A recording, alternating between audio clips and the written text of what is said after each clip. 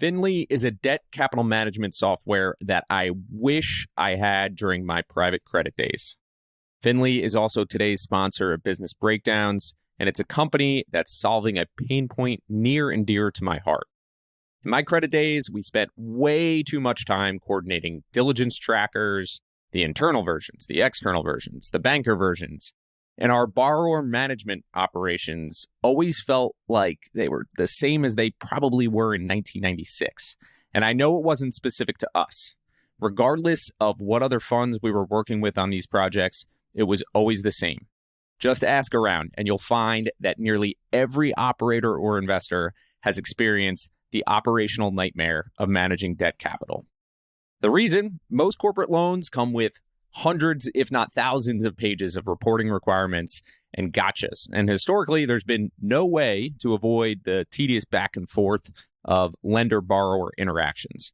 Finley translates these unstructured credit agreements into code. It puts every party on the same page, and then it streamlines the credit management lifecycle. So you can think about covenant reporting, interest and fee tracking, portfolio analysis. If you have a revolving credit facility, the ability to borrow, all of this is sped up. Borrowers like Ramp and Inova rely on Finley to track and automate reporting requirements for hundreds of millions of dollars in debt capital. And then you have lenders like Trinity Capital, Valley Bank using Finley as a command center for debt capital data, workflows, and analysis across all their transactions. So that's going to include fund finance, securities-based lending, syndicated loans, the full gamut. So if you are on either side of the table here, you can learn more and request your demo today at finleycms.com. This is Business Breakdowns. Business Breakdowns is a series of conversations with investors and operators diving deep into a single business. For each business, we explore its history, its business model, its competitive advantages, and what makes it tick. We believe every business has lessons and secrets that investors and operators can learn from, and we are here to bring them to you. To find more episodes of Breakdowns, check out joincolossus.com. All opinions expressed by hosts and podcast guests are solely their own opinions. Hosts, podcast guests, their employers, or affiliates may maintain positions in the securities discussed in this podcast. This podcast is for informational purposes only and should not be relied upon as a basis for investment decisions. This is Matt Russell, and today we are breaking down machine vision leader Cognex. Our guest today is Brett Larson from NZS Capital, and Brett returns to Business Breakdowns. We covered Trane Technologies last year, and Brett gives us a different angle on the industrial economy with Cognex today. We get into the history of machine vision and how Cognex is a factory player, but I particularly enjoyed the strategic angles of this discussion. Cognex is not your typical reoccurring revenue story. They are a self-proclaimed cyclical that has tended to focus on a specific customer segment over time, looking for S-curves that might trigger their next growth era. This is evolving, and we get into a lot of that with Brett in this discussion. I'd mentioned the big name businesses tend to attract the widest audience, but these are my favorite episodes. So please enjoy this business breakdown on Cognex. All right, Brett, it is great to have you back. It was about a year ago that we covered Trane, maybe a little bit more than a year ago, but it's an episode that I referenced quite a bit over the past few months and one that I consistently go back to. I'm hoping that we get the same thing today with Cognex. It was a name that I wasn't familiar with, and it's a very interesting name that seems to not get a ton of attention or conversation going as I was doing my research. Easiest place to start is just with an introduction to who Cognex is and what they do. Thanks for having me back. It was fun, so I was excited to be able to join you again. Cognex stands for Cognition Experts, and they are leaders in machine vision. What that means specifically is they sell ruggedized cameras with embedded processing, and then software, which is the real value add, which captures images and analyzes them in order to automate decisions at high speeds in manufacturing and logistics environments. So the product might look like two cell phones stacked together with the Cognex Yellow that sits right out there on the factory floor. And the applications generally fall into four categories. So there's guide, gauge, inspect, and ID. ID is the Dataman family of products. And that's using vision for reading barcodes and for optical character recognition, which is reading letters and numbers that are printed or etched on something. So the easiest example to picture for somebody would be an Amazon sorting facility that's moving tens or hundreds of thousands of packages per day at extremely high speeds. And Cognex's vision products scan all those barcodes and then perform the automation, then performs the actions that are required. Insight is the other main product category, and that covers guide, gauge, and inspect. Inspect would be quality inspection. So 2D and 3D vision systems that are used to inspect something. A common example would be a printed circuit board. The system would make sure that it has the correct number, size, and placement of the different components and quality soldering. Or another classic example would be making sure bottles in a bottling machine have the lids on and labels. Guide would be vision systems which are used to guide robotic arms, and then gauge would be measuring the dimensions of something. And ultimately, you can think of the value prop that they're trying to deliver as improving quality, throughput, reducing costs and waste, and then a more and more common one is just addressing labor constraints. And the payback period is usually quite quick for these types of products. You mentioned there's the hardware, which I can imagine you have these cameras on a conveyor belt. The software aspect to them, they have to link into whatever you are working on. In some ways, that software is machine to machine execution. Is there a lot that's also going back to humans or human interaction with the software? Ideally, the only time the human's really interacting with the software primarily would be upfront when you're programming the application. And then after that, the camera is really sitting out on their factory floor, capturing the data, analyzing it, and then that data will be communicated to more like the programmable logic controller that Rockwell might sell, which is then performing whatever action needs to be done. Ideally, once it's out on the factory floor, the human's kind of out of the loop other than overseeing it. I think you brought up a great visual in terms of an Amazon sorting facility and how much of that is now automated. You don't have the humans involved moving the big packages here, the smaller packages there. So it's gotten more advanced. But how big of a market is this machine vision world today? And I'd also just be curious how much that has grown recently, if there's been a step change in terms of the growth of the market. There's a lot of different TAM estimates out there for machine vision, but Cognex doesn't play in all the different niches within it that get captured usually. Cognex last estimated their serviceable addressable market at $6.5 billion, which was up from $2.9 billion in 2017. And they'll probably update their SAM again at their investor day, and it'll probably be something like $8 to $9 billion based on new products categories they've entered. Industry's probably grown at a 10% type of CAGR the past decade. And obviously there's cycles in there, and then there's dispersion between some that are growing above that range like Cognex and some that have been below. I like the SAM terminology. I might have to mix that in with TAM in the future. Where does Cognex rank in terms of market share within the market? What are some of the characteristics about their positioning and then just the market overall? Cognex is number 2 behind Keyence, which is a company based in Japan. The two companies do obviously compete, but they've also historically focused in slightly different areas, which is interesting. So Cognex, they historically have focused on the top of the pyramid when you think about the sophistication of the customer. Typically, they're hiring very trained engineers who are working with customers to spec systems for specific tasks. So it's a more technical sale with very sophisticated customers that are automating very complex tasks, basically.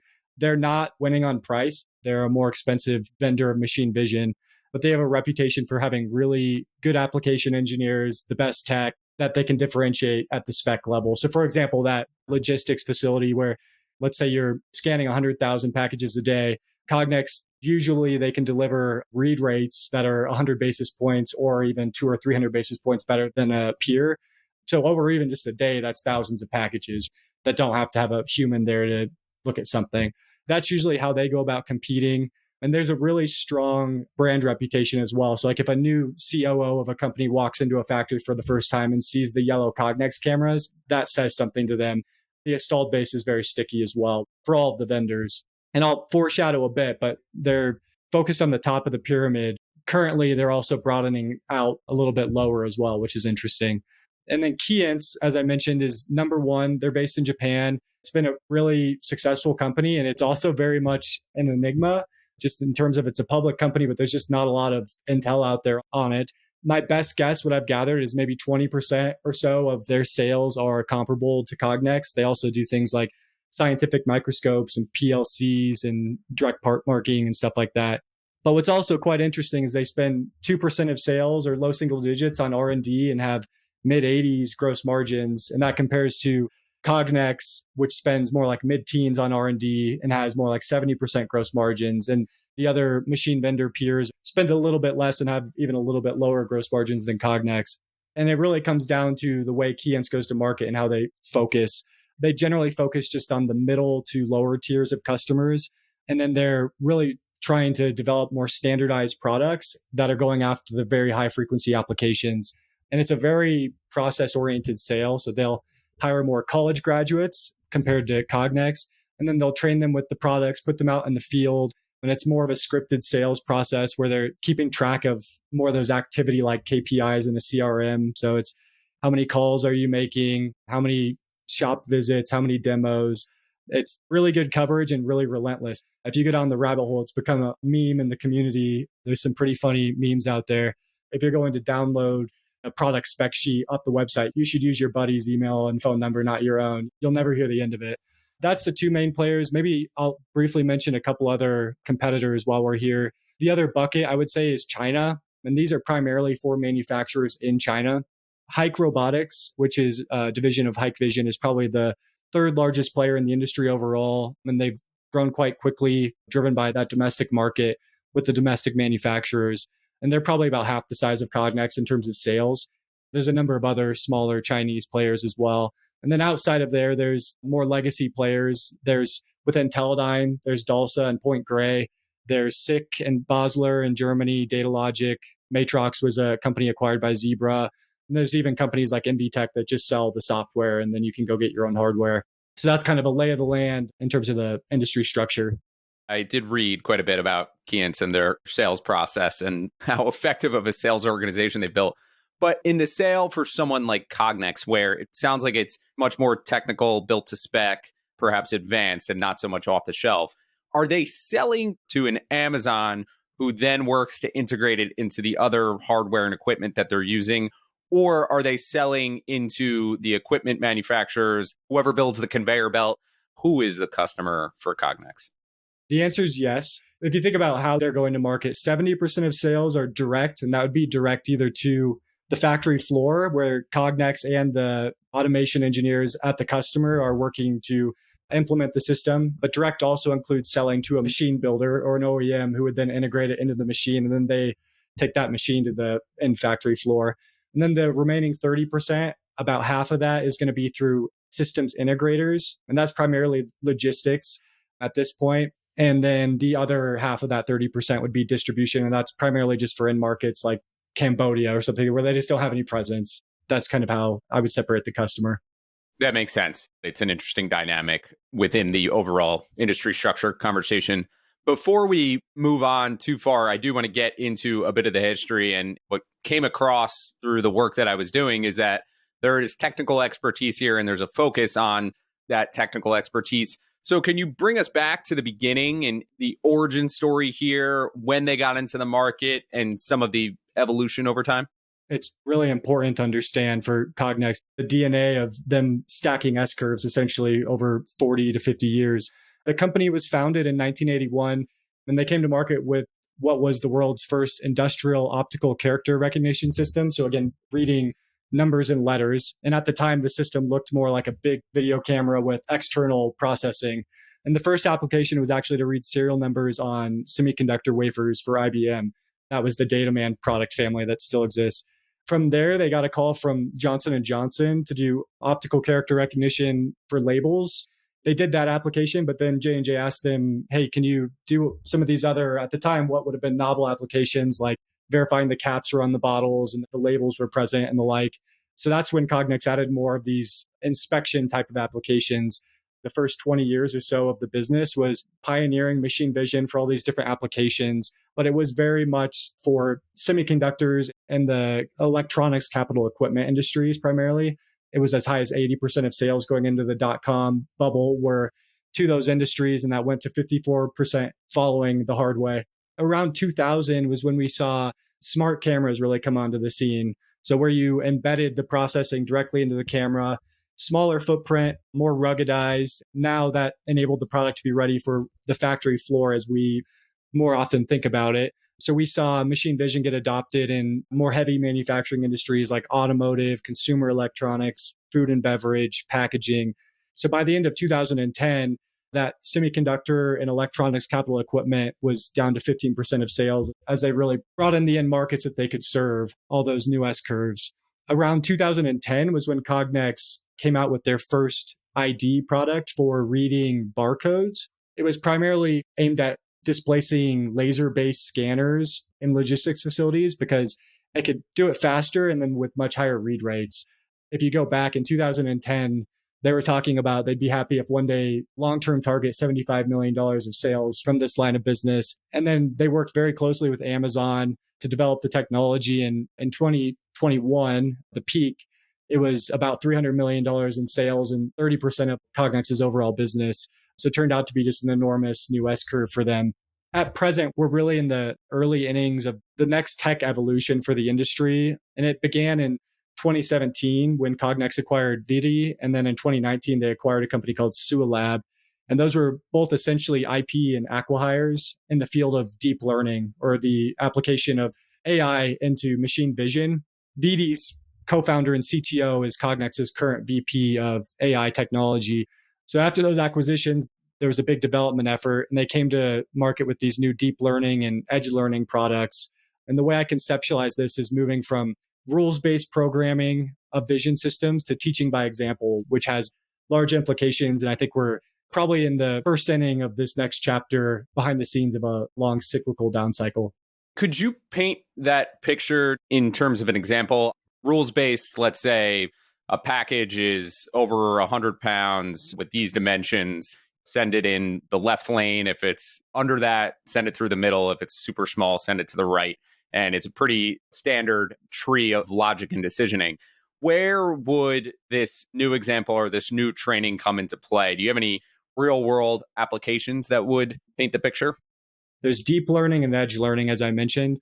Deep learning first. So traditional rules-based vision is great for a lot of things, but not for things very subtle or nuanced tasks with a great deal of variation. Those sorts of tasks, you still usually have a human performing them because frankly, it's just hard to quantify them to then program them. Maybe an example of that would be inspecting a phone case for very subtle defects. There's obviously a wide variety of colors and there's just an endless list of potential defects. So scratches, dents, blemishes in the paint, and they're very small, very nuanced. And then there's also usually a scale of what's acceptable and what's not, where a human would be able to look at it and pretty quickly discern that. But it's very hard to program a machine to be able to do that, especially at obviously high speeds. But with deep learning, instead of programming it, you teach it with very large data sets and very large image sets. These are good phone images. These are defects. These are acceptable defects. And the machine learns what is acceptable and what is not and is able to accomplish that task. Just to quantify this a little bit. So there's currently still 30 million people in the world doing visual inspection. And that's something that humans actually aren't great at. They can do it quickly, but they get fatigued and they miss things. That's a big opportunity. Another example would be something like deboning chickens, where every chicken's different. It comes down the line in a different orientation. The wings are somewhere different. It'd be impossible to quantify and program a robot to be able to grab the right places. But with deep learning, that's an application that they can now do. Deep learning, the implication would be potentially new applications for machine vision. Edge learning is the other end of the spectrum, and it's probably more financially tangible for the investor community right now. These products, they come pre-programmed for specific applications, but then they're trained with just as few as 5 to 10 images. So it's essentially very easy to deploy relative to traditional rules-based vision. You can usually get an application up and running in a few hours. So the major implication here is that Cognex can now sell to less sophisticated customers. Again, thinking about where they've historically focused on the top of the pyramid. And they can do it with a much less technical sales force. So broadening their customer base below where they've typically served. So now they have the product, and Cognex is currently making a Salesforce investment called the Emerging Customer Initiative. And it's really taking the Keyence playbook. these emerging customer sales noids. They call their employees cognoids, their salespeople sales noids. They're hiring young salespeople instead of technical applications engineers.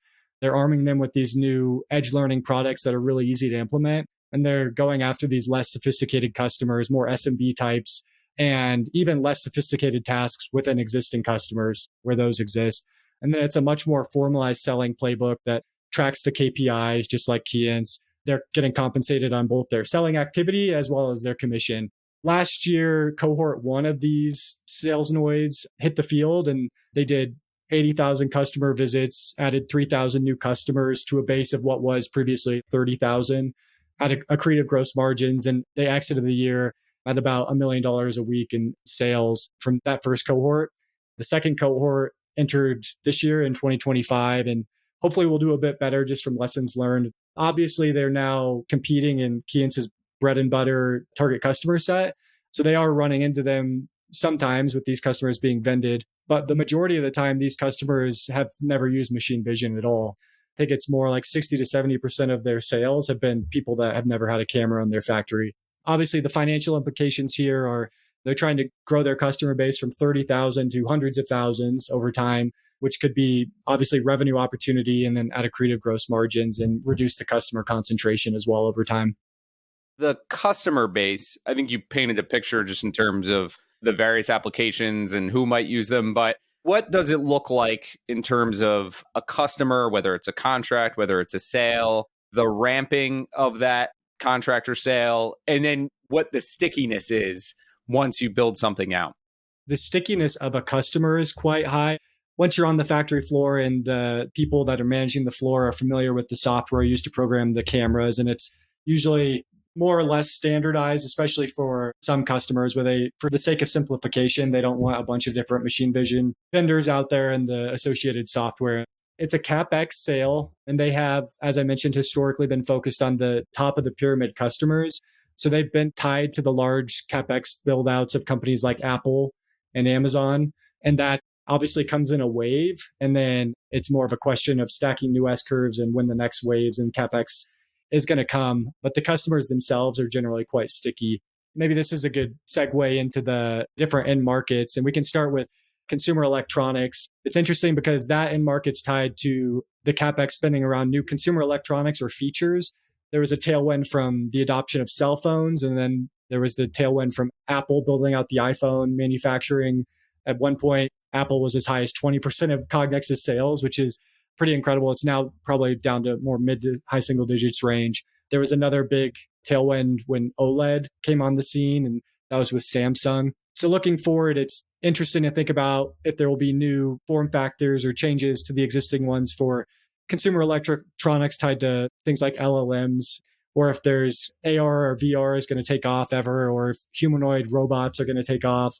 Basically, if any of those things were to be manufactured at high volumes, that would fall right into Cognex's sweet spot. Sophisticated customers, big manufacturing capability.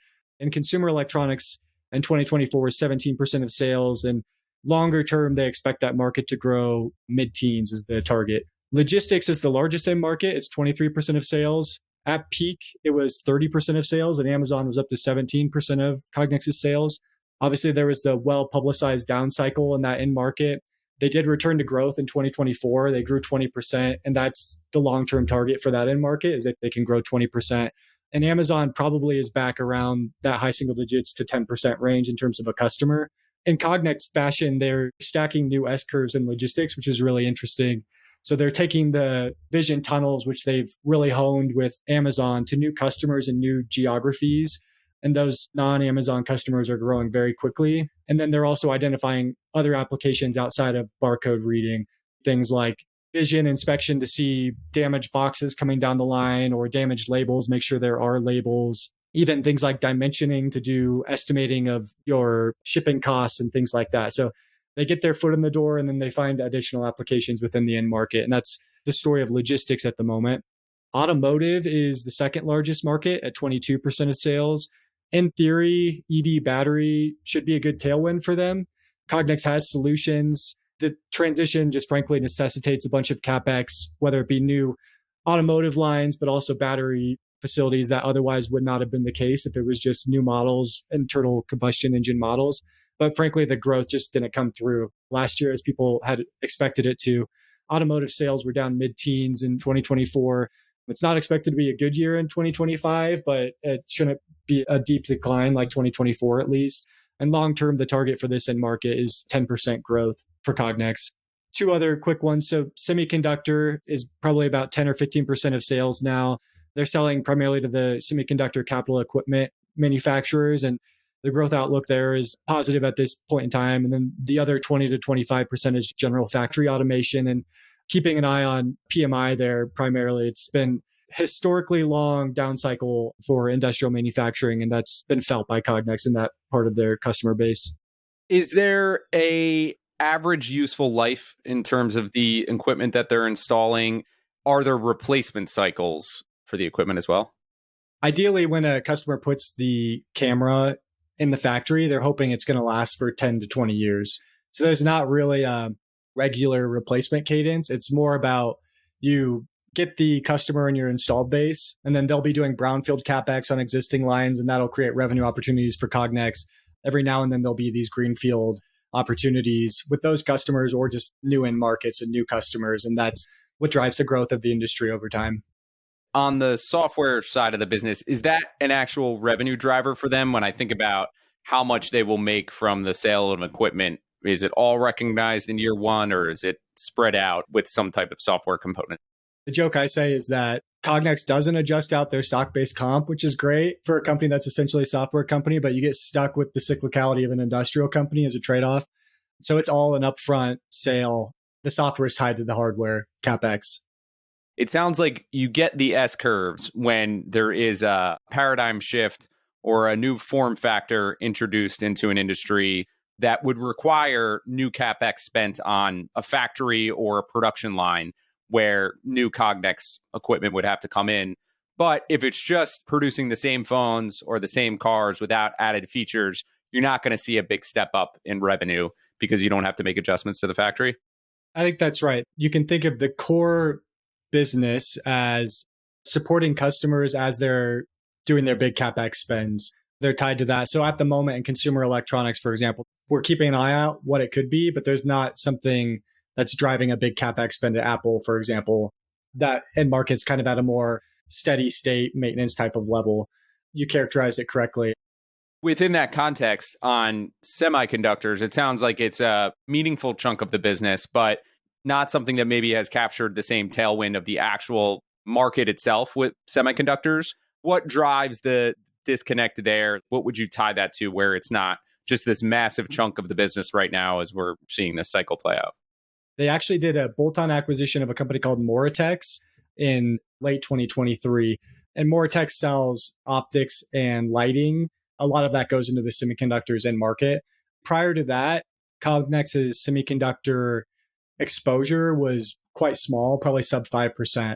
And then after that acquisition, it's bigger. It grew quite quickly in 2024, for example. The expectation it's going to grow very strongly again in 2025 at this point in time. So I think that kind of explains why it's the size that it is. Yeah, everything you mentioned just in terms of the various big customers, the auto market being tepid or modest at best at the moment, all align. One thing we didn't get into when we talked about the history was the culture, more so the leadership. What would you point to just in terms of the evolution of the culture and the management team? I think it's rare that you get to this point in the discussion before you talk about the culture at Cognex. It really is very unique. As I mentioned, their employees are called Cognoids, and they've had two CEOs in the past 4.5 decades. So the founder, Dr. Robert Shillman, is one of a kind. He goes by Dr. Bob.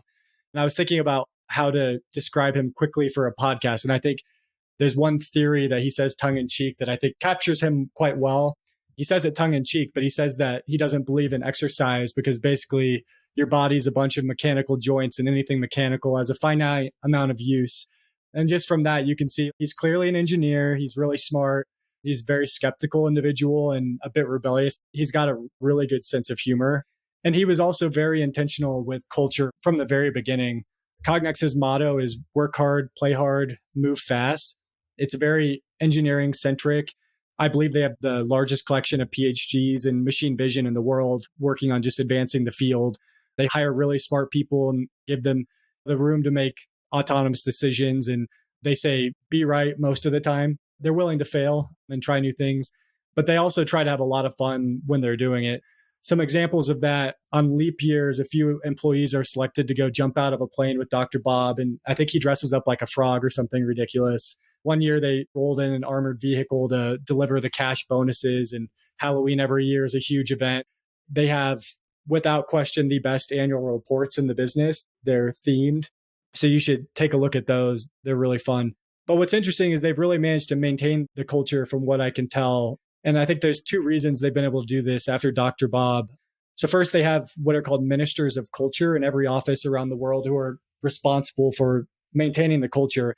And it's actually an incremental job in addition to their existing job. And they have meetings and they actually get a separate check in terms of compensation for this job. And it's viewed as very important to the company. So Rob Willett is the current CEO. He joined from Danaher in 2008 and became CEO in 2011. Dr. Bob stayed on as Chief Culture Officer until 2021. He really ensured the culture endured through the transition, and Rob's really embraced it. That long handoff as well, I think, is really interesting and unique. The fruits of the culture is obviously things like voluntary attrition is half of their industry peers. But I also think it's just critical in terms of being nimble and adopting new technology to stack all these new S curves over time. It ultimately comes back to the culture. There's no culture like a funky or fun engineering group. I think it's one of the more unique things out there in the market when you find one. Quite interesting to hear about. It did bring up one point, just given the technical background. Is there a big patent portfolio or IP focus for the business? You can go on their website and they list hundreds of patents. I want to get to just some of the numbers on the business as well. I think we've danced around them a bit, but if I'm thinking about what the cost of their equipment is to visualize for a factory purchasing these, is there a general sense of what the average selling price would be? These new like edge learning products might only be $1,000 or $2,000 per system, and a customer might need a couple of those.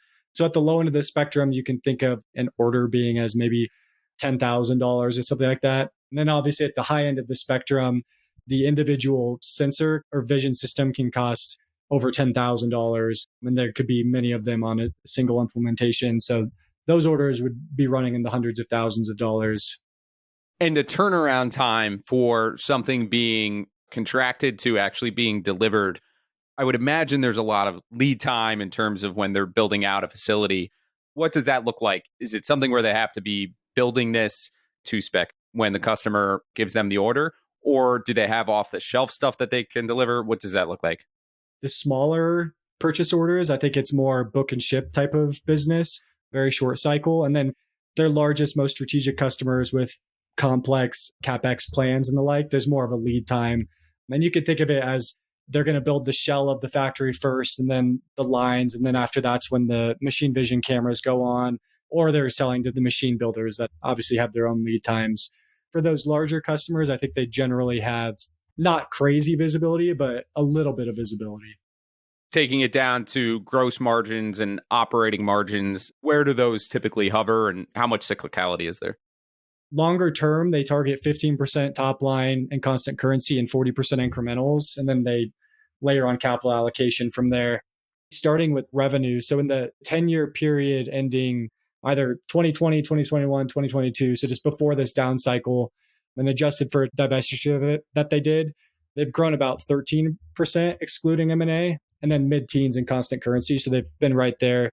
I think actually the right long-term bogey and what most people have in mind, understanding we're at a cyclical place, so a few years above this, but is more like low double-digit top line longer term is how most people think about it.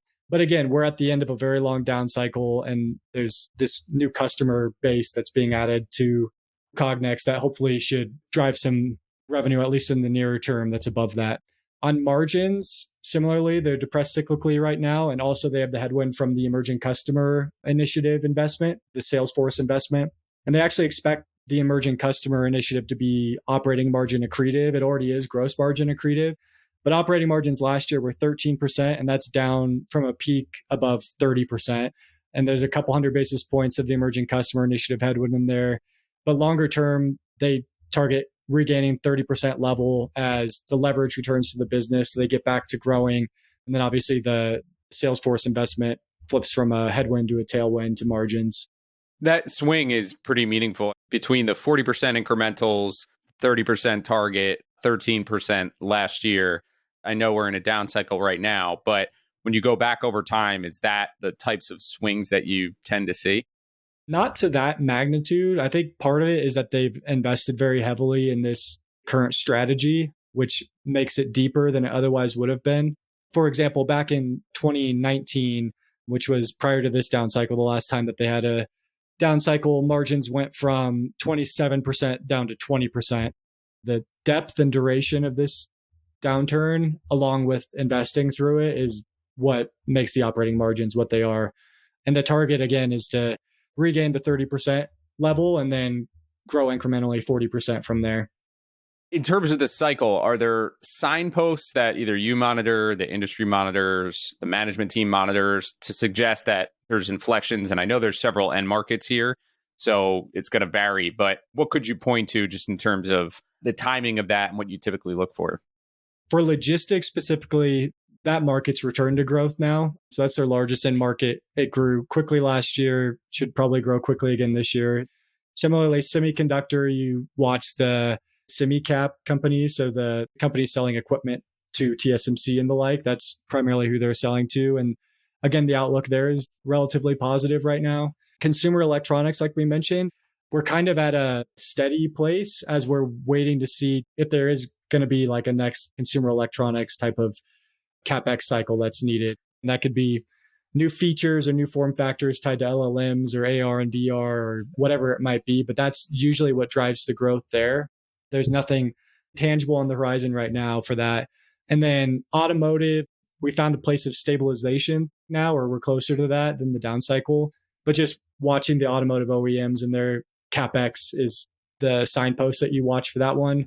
And then lastly, PMI is the catch-all for the rest of the business. It's just general industrial activity, industrial sentiment, and the like is what drives CapEx for those types of customers.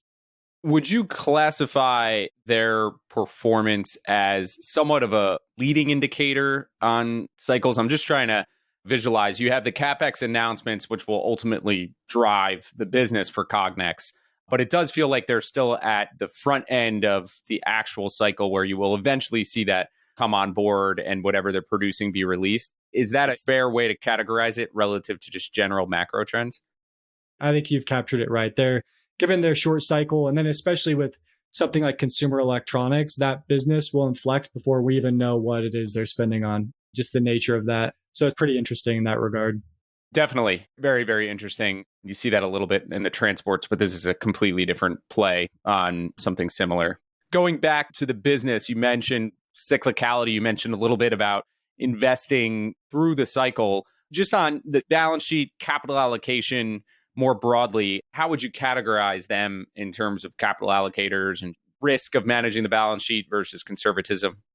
First, on free cash flow generation for them, they've generally converted 100% of net income to free cash flow over time. So they produce good free cash flow, and they've returned over 100% of that to shareholders. So a third dividend and 2/3 share repurchases. They do the occasional M&A, and that's primarily to this point, at least been more of those IP/acquihire type of deals. So VD and Sualab. And then they have a fortress balance sheet, I would say. So they have net cash on the balance sheet. Cash and investments actually right now is 10% of the market cap. They've always run net cash on the balance sheet. When you piece it all together, cyclical business, they won't argue that. How do you go about approaching valuation when you can see sharp changes in cycles, different dynamics like that? How do you approach it? I think there's two ways that I approach valuation on this one. So the first one is we look at what's implied in terms of the future free cash flow growth to justify the current valuation. So we do that by assigning an exit free cash flow yield out in the future and then have our internal hurdle rate, which is at least 10%. Then we place that within just the range of outcomes for the business to assess the attractiveness. And at present, we think, frankly, that Cognex needs to compound free cash flow at more of like a low double digits rate over the long term. That's below the long-term model. and also coming from a place that's at the low point of a cyclical down cycle with a lot of hopefully margin recovery ahead. So that's the bull case. The other way we look at it is the historic multiples. And just given the margin dynamics, we specifically are looking at EV to net next 12 months sales is the relevant one for us. Currently, it's within reach of its 10-year low at 5.5 times next 12 months sales. It traded as high as 16 times sales during ZERP, which is, like most things, just hilarious in hindsight.